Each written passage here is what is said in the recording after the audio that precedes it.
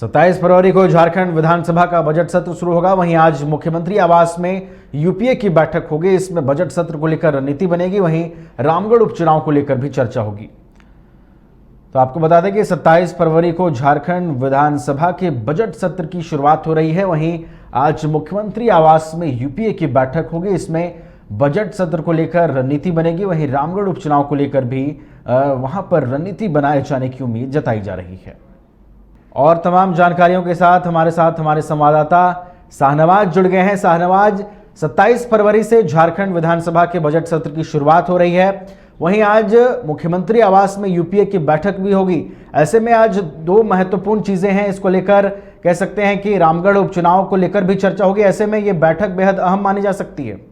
बिल्कुल, इस बात में कोई शक नहीं है कि आमतौर पर विधानसभा का कोई भी सत्र शुरू होता है तो उससे पहले एनडीए की हो या यूपीए की बैठक प्रस्तावित रहती है। उसी कड़ी में यह बैठक है। लेकिन इस बैठक को इस लिहाज से महत्वपूर्ण माना जा रहा है कि सरकार के द्वारा लगातार ये कहा गया है कि हम बजट सत्र से पहले पहले नियोजन नीति का जो खाका है उसको कहीं ना कहीं कंफर्म कर देंगे। तो कहीं ना कहीं एक महीने का जो बजट सत्र है जिसमें 17 कार्य दिवस है, क्या इस बजट सत्र में नियोजन नीति को लेकर कोई अंतिम डिसीजन हो पाएगा, निर्णय हो पाएगा कि नहीं, उस बात को लेकर आज यूपीए की बैठक में चर्चा होने की खबर है। साथ ही चूंकि लंबा ये सत्र चलता है बजट सत्र, इसमें विपक्ष की जबरदस्त तरफ से घेरेबंदी होती है। लिहाजा विपक्ष के उस घेरेबंदी को किस तरह से बेअसर करना है उस पर भी बातचीत होती है कि ज्यादा से ज्यादा जो मंत्री हैं अपने विभागों को लेकर वो कंफर्म होकर आए कि उनके विभाग में क्या काम काज हो रहे हैं, ताकि तमाम सवालों का जवाब दिया जा सके। इसके अलावा ये भी है कि रामगढ़ का बाई इलेक्शन है, लिहाजा उस दिन वोट पड़ना है 27 को, कल ही जब बजट सत्र होगा शुरू, तो उस पर भी कहीं ना कहीं रणनीति है। सरकार की कोशिश ये है कि इस बाई इलेक्शन को हर हाल में जीत करके कहीं ना कहीं 2024 के लिए एक मैसेज देना है। तो उस लिहाज से भी तीन चीजें हैं।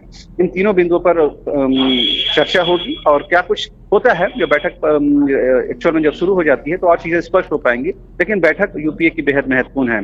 दूसरा अहम सवाल ये भी है कि एनडीए की भी बैठक प्रस्तावित होनी चाहिए थी। हर सत्र से पहले एनडीए भी रणनीति बनाती है, विपक्ष भी रणनीति बनाती है। अभी तक कोई आधिकारिक सूचना इस बात की नहीं है कि एनडीए की तरफ कोई बैठक है, लेकिन जो सूत्र हैं वो ये बता रहे हैं कि तमाम जो उनके विधायक हैं, जो लोग हैं, वो जब रांची आ जाएंगे तो ये बैठक आज शाम या कल तक हो सकता है संभावित होगी। और जाहिर सी बात है कहीं ना कहीं विपक्ष की अपनी रणनीति होती है और उसी रणनीति पर विपक्ष काम करता है। लिहाजा कहीं ना कहीं यूपी और एनडीए की बैठक सत्र से पहले होगी, वो तय है। जी शाहनवाज, 27 फरवरी को कैबिनेट की बैठक भी होनी थी जो इन मौके पर रद्द हो जाती है। ऐसे में तमाम जो युवा हैं जो लगातार नियोजन नीति को लेकर आंदोलनरत थे, अब उनकी उम्मीदें पूरी तरीके से बजट सत्र पर टिक गई हैं। देखिए, आमतौर पर जब इलेक्शन होते हैं तो सरकार के द्वारा ऐसा कोई डिसीजन नहीं लिया जाता है जिससे उस विधानसभा क्षेत्र के जो वोटर्स हैं, जो मतदाता है, वो प्रभावित हों। अगर ऐसा होगा तो कहीं कोड ऑफ कंडक्ट का वायलेशन होगा, आचार संहिता का उल्लंघन माना जाएगा। लिहाजा उस लिहाज से भी देखा जाए तो सरकार ने यह डिसीजन सही लिया है। अब जाहिर सी बात है कल के बाद आप कभी भी आपको कैबिनेट करने के लिए आजाद हैं। वो कहीं ना कहीं एक टेक्निकल एस्पेक्ट था जिसको मद्देनजर रखते हुए सरकार ने यह डिसीजन लिया है। अब जाहिर सी बात है कैबिनेट प्रस्तावित रहती है, कैबिनेट की बैठक होती है, उसमें झारखंड की जनता के लिए, यहाँ के लोगों के लिए बहुत कुछ काम किए जाते हैं। लेकिन ऐसा कोई काम नहीं होना चाहिए जिससे चुनाव में वोटर्स को कहीं ना कहीं प्रभावित करने की कोशिश हो, जिससे सरकार की तरफ से कोई अच्छा मैसेज नहीं जाता है। लिहाजा कहीं ना कहीं चुनाव आयोग इस पर संज्ञान ले सकता है। यही वजह है कि सरकार ने प्रिकॉशनरी तौर पर इसको स्थगित कर दिया है। चलिए, धन्यवाद शाहनवाज हमारे साथ जुड़ने के लिए और इन तमाम जानकारियों के लिए। वेलकम टू चाचा मामा दंगल।